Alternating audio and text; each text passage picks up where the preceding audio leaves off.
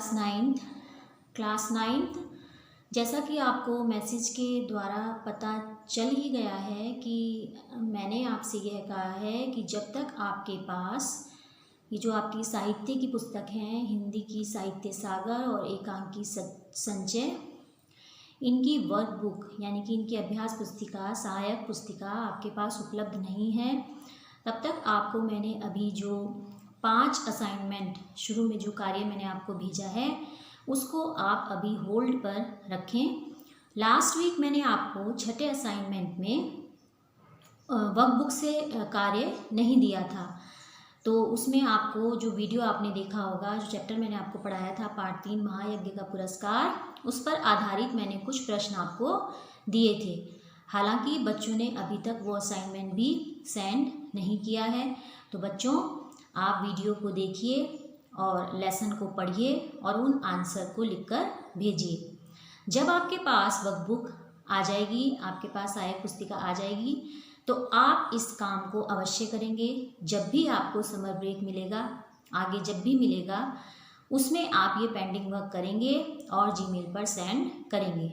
वैसे भी इतने ज़्यादा प्रश्न उत्तर मैंने आपको नहीं दिए हैं, बहुत थोड़े से हैं। एक दिन में आपका एक असाइनमेंट भी आराम से इजीली कंप्लीट हो जाएगा। चलिए अब बात करते हैं आपके सिलेबस की। तो 3 पार्ट मैं आपको इस साहित्य सागर की पुस्तक में पढ़ा चुकी हूँ। जैसा कि मैंने पहले के वीडियो में भी आपको बताया कि आपके इस पुस्तक में जो चैप्टर हैं, जो लेसन हैं, बहुत छोटे छोटे से हैं, छोटी छोटी कहानियाँ दी हुई हैं। 2-3 पेज के आपका लेसन है जो जल्दी ही कंप्लीट हो जाता है, सिंपल सी स्टोरी है। आप लोग इसको अपने आप से भी, स्वयं से भी पढ़ेंगे तो आपको समझने में कोई परेशानी नहीं होगी। फिर भी मेरा प्रयास है कि जितना भी मैं वीडियो के माध्यम से आपको बता सकती हूँ, बता रही हूँ। इसी क्रम में जो पार्ट 3 मैंने आपको पढ़ा चुके हैं, मतलब पार्ट 3 तक मैंने आपको पढ़ा दिया है। पार्ट 4 आज ले रही हूँ मैं साहित्य सागर की पुस्तक का, नेताजी का चश्मा। पार्ट 4 ये जो पार्ट है बच्चों आपका, नेताजी का चश्मा, इस कहानी का उद्देश्य क्या है? इस कहानी का उद्देश्य यह स्पष्ट करना है कि देश के सभी छोटे बड़े व्यक्ति, यहाँ तक कि बच्चे भी देशभक्ति की भावना से ओतप्रोत होते हैं। मतलब अपने देश के प्रति हमारे हृदय में अच्छी देशभक्ति होती है, सच्ची देशभक्ति होती है, तथा सभी अपने अपने तरीकों से, जितनी जिसकी सामर्थ्य है, जितने जिसके पास साधन है, उस सामर्थ्य से देश के निर्माण में योगदान देते हैं। अपने देश के निर्माण में, अपने देश के डेवलपमेंट में योगदान देते हैं। हमें किसी भी प्राणी के तुच्छ से, एक छोटे से प्रयास की भी जो है उपहास नहीं करना चाहिए, उसका मजाक नहीं उड़ाना चाहिए। उसकी सामर्थ्य में जितना है वो अपने हिसाब से उतना ही प्रयास कर रहा है देश की भक्ति के निर्माण में, तो हमें उसका मजाक नहीं उड़ाना चाहिए। यह इस चैप्टर में आपके बताया गया है। तो पाठ शुरू करते हैं, नेताजी का चश्मा। आप लोग अपनी साहित्य सागर, जो आपकी पतली सी पुस्तक है साहित्य सागर की, जिसमें आपकी कहानी दी हुई है, उसका पृष्ठ नंबर 20 निकालिए, जहाँ पर आपका ये पाठ दिया हुआ है, नेताजी का चश्मा। मैं लेसन का वाचन यानी कि मैं उसको पढ़ाना शुरू कर रही हूँ। आप लोग ध्यान से सुनिए। क्या कह रही हूँ मैं कि आप लोग ध्यान से सुनिए। यदि वीडियो में आप इस पाठ को ध्यान से सुनेंगे तो आपको मेरा विश्वास है कि खुद पढ़ने की आवश्यकता पड़ेगी ही नहीं। अगर आप ध्यान से मेरे बताए हुए लेसन को सुनेंगे तो आपको पढ़ना भी नहीं पड़ेगा। लेकिन ऐसे बीच बीच में काट काट के वीडियो नहीं देखना है, आपको एक एक बात सुननी पड़ेगी। तो चलिए पाठ शुरू करते हैं। नेताजी का चश्मा। हालदार साहब को हर 15वें दिन कंपनी के काम के सिलसिले में उस कस्बे से गुजरना पड़ता था। हालदार साहब कैरेक्टर हैं इसमें, नेताजी का चश्मा में ये कैरेक्टर हैं हालदार साहब।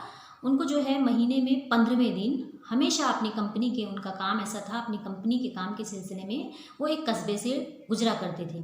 कस्बा बहुत बड़ा नहीं था, छोटा सा था, जिसे पक्का मकान कहा जा सके वैसे कुछ ही मकान, मतलब अगर आप वहाँ पर पक्के मकान की बात करें तो कुछ 2-4 ही मकान वहाँ पर थे, और जिसे बाज़ार कहा जा सके और जिसे आप बाज़ार कह सकें, मार्केट कह सकें, वैसा वहाँ पर एक ही बाज़ार था जहाँ पर सामान मिल जाता था ज़रूरत का। कस्बे में एक लड़कों का स्कूल, उस कस्बे में क्या क्या था? एक लड़कों का स्कूल था, एक लड़कियों का स्कूल था, एक सीमेंट का छोटा सा कारखाना, 2 ओपन एयर सिनेमा घर, जहाँ आपके ये पिक्चर हॉल वगैरह होते हैं, वहाँ 2 ओपन एयर सिनेमा घर थे, और 1-2 नगर पालिका थी उस कस्बे में। नगर पालिका थी तो कुछ ना कुछ करती भी रहती थी। अब जब नगर पालिका का निर्माण हुआ था तो उसे कुछ ना कुछ काम तो करना ही था। तो क्या करती थी नगर पालिका, कभी कोई सड़क पक्की करवा देती थी, ठीक है, कभी कुछ शौचालय वगैरह बनवा देती थी, पेशाब घर बनवा देती थी, कभी कबूतरों की छतरी बनवा देती थी, तो कभी कभी सम्मेलन करवा दिया। मतलब उनको कुछ ना कुछ ऑर्गेनाइज करवाना पड़ता था बीच में, नगर पालिका का काम था यह। इसी नगर पालिका के किसी उत्साही बोर्ड या प्रशासनिक अधिकारी ने, क्या कह रहे हैं, इसी नगर पालिका के कभी क्या हुआ, किसी समय किसी उत्साही बोर्ड या किसी प्रशासनिक अधिकारी ने एक बार क्या किया, शहर के मुख्य बाजार के मुख्य चौराहे पर, जो शहर का मेन मार्केट था मुख्य बाजार के, वहाँ के मुख्य चौराहे पर नेताजी सुभाष चंद्र बोस की, सुभाष चंद्र बोस जी के नाम से सभी परिचित होंगे ऐसा मेरा मानना है। वो एक बहुत ही उम्दा नेता थे, बहुत ही प्रतिभा थी उनके अंदर, और आपको पता ही है कि उन्होंने आज़ाद हिंद फौज का गठन किया था। उनका नारा था, तुम मुझे खून दो मैं तुम्हें आज़ादी दूंगा। तो सुभाष चंद्र बोस की एक संगमरमर की प्रतिमा लगवा दी। क्या करा उस उत्साही बोर्ड ने, मुख्य बाजार के मुख्य चौराहे पर नेताजी सुभाष चंद्र बोस की एक संगमरमर की प्रतिमा लगवा दी। मार्बल की जो प्रतिमा है वो लगवा दी, मूर्ति लगवा दी। यह कहानी उसी प्रतिमा के बारे में है। ये स्टोरी जो है उसी प्रतिमा को इंगित करती है, उसी प्रतिमा को संबोधित करती है, बल्कि पूरी प्रतिमा की बात भी नहीं करेंगे, उसके एक छोटे से हिस्से के बारे में यह कहानी है। पूरी बात तो अब पता नहीं, लेकिन लगता है कि देश के अच्छे मूर्तिकारों की जानकारी नहीं होने, कहते हैं पूरी जानकारी तो नहीं है, लेकिन लगता है कि जो भी उत्साही बोर्ड था या जो प्रशासनिक अधिकारी था उसे देश के अच्छी मूर्तिकारों की जानकारी नहीं थी शायद, और अच्छी मूर्ति की लागत अनुमान, और अगर अच्छी मूर्ति बनाते तो उसमें कितना बजट लगता, कितना पैसा लगता, उस उपलब्ध बजट से, जो उनके पास उस मूर्ति को बनाने के लिए पैसा था, उससे कहीं ज़्यादा शायद। तो इस चक्कर में उन्होंने क्या करा कि कहीं बहुत ज़्यादा ना हो बजट, इसलिए काफ़ी समय ऊहापोह मतलब अनिश्चय की स्थिति जब रहती है, समझ में नहीं आता क्या करें, ऊहापोह की स्थिति में और चिट्ठी पत्री में बर्बाद हुआ होगा। मतलब यही डिसाइड नहीं हो पाया कि क्या करें, पैसा बहुत ज़्यादा लगेगा, अगर ऐसी मूर्ति बनाएंगे तो क्या करेंगे, हमारे पास इतना पैसा नहीं है।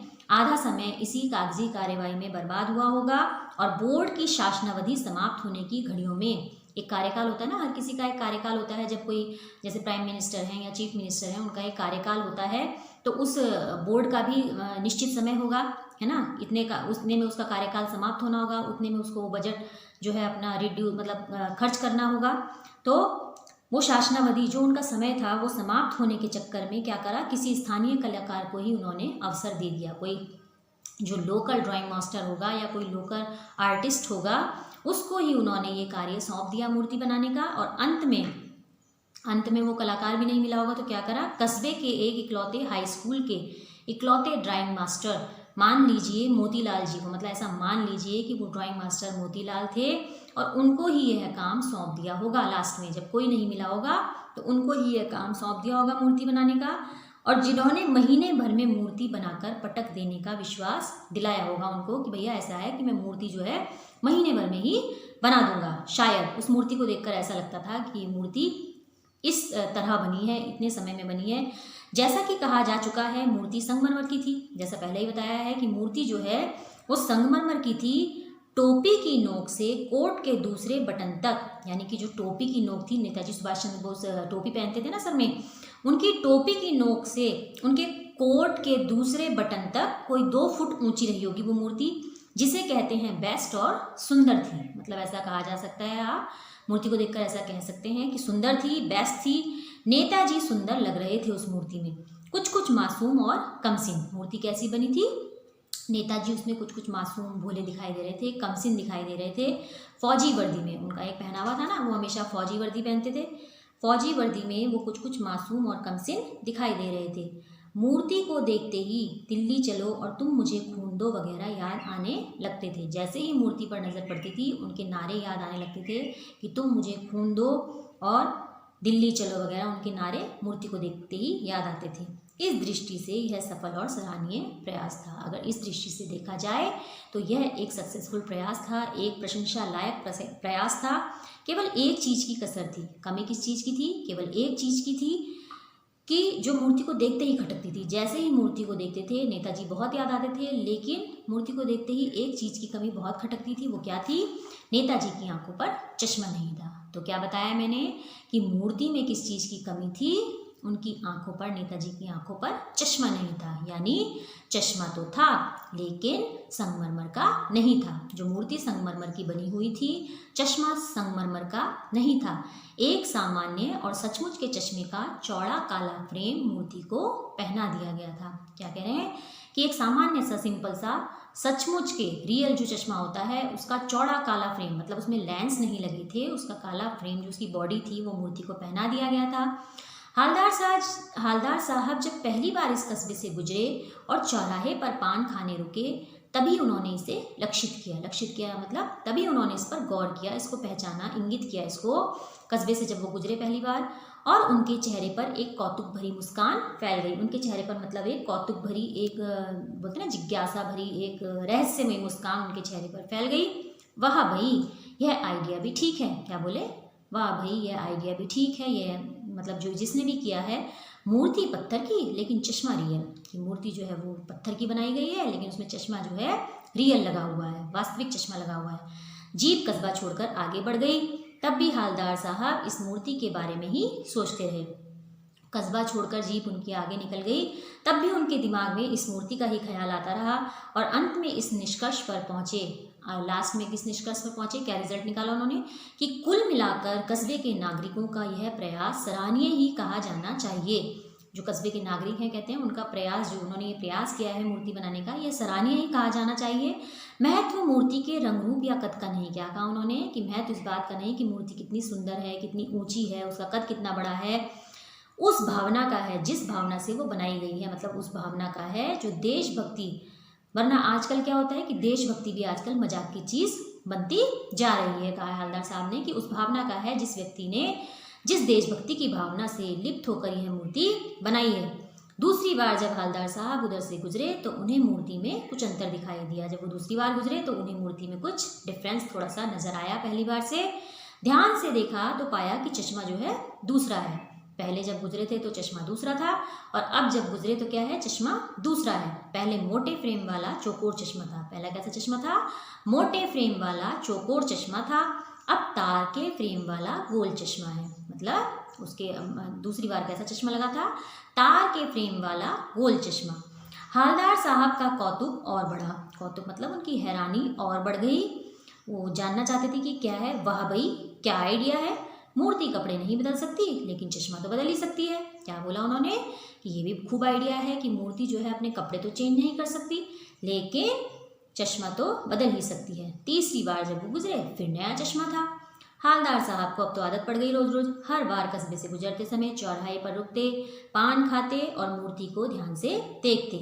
एक बार जब उनका कौतूहल दुर्दमनीय मतलब उनको जो दबाना कठिन हो गया, उनके अपने कौतूहल को, इस जिज्ञासा को दबाना कठिन हो गया, तो वो बोल ही उठे पान वाले से। उन्होंने पूछ ही लिया, क्यों भाई क्या बात है, यह तुम्हारे नेताजी का चश्मा हर बार बदल कैसे जाता है? पान वाले के खुद के मुंह में पान ठूसा हुआ था, वो खुद ही पान खा रहा था। वह एक काला मोटा और खुशमिजाज आदमी था। इसमें जो है अगर पूछा जाए इसका परिचय तो क्या कहेंगे, वह पान वाला जो है एक काला मोटा और खुशमिजाज आदमी था। हालदार साहब का प्रश्न सुनकर वह आंखों ही आंखों में हंसा। मतलब पान था उसके मुंह में तो चेहरे से तो मुस्कुराया नहीं, आंखों ही आंखों में मुस्कुराया। उसकी तोन, जो उसका फूला हुआ पेट था, उसकी तोन जो है थिरकी। पीछे घूमकर उसने दुकान के नीचे पान थूका और अपनी लाल काली बत्ती सी दिखाकर बोला, कैप्टन चश्मे वाला करता है। यह काम कौन करता है? कैप्टन चश्मे वाला करता है। क्या करता है? हालदार साहब कुछ समझ नहीं पाए। उन्होंने पूछा, क्या करता है कैप्टन चश्मे वाला? क्या बोले वो? चश्मा चेंज कर देता है। पान वाला क्या बोला कि वो चश्मा चेंज कर देता है। क्या मतलब, क्यों चेंज कर देता है? हालदार साहब अब भी नहीं समझ पाए। कोई गिराक आ गया समझो। क्या कहता है पान वाला कि अगर कोई कस्टमर आ जाता है, कोई गिराक आ जाता है उसको चौड़े चौखट चाहिए, मतलब उसको चौड़े चौखट वाला, चौड़े बॉडी वाला काला फ्रेम चाहिए, तो कैप्टन किधर से लाएगा? तो वो कैप्टन जो है कहाँ से लाएगा? तो उसको मूर्ति वाला दे देता है और उस पर दूसरा बिठा दिया, वहाँ पर दूसरा पहना देता है। अब हालदार साहब को थोड़ी थोड़ी बात समझ में आई। एक चश्मे वाला है जिसका नाम कैप्टन है, उसे नेताजी की बगैर चश्मे वाली मूर्ति बुरी लगती है, बल्कि आहत करती है, मतलब दुख पहुंचाती है।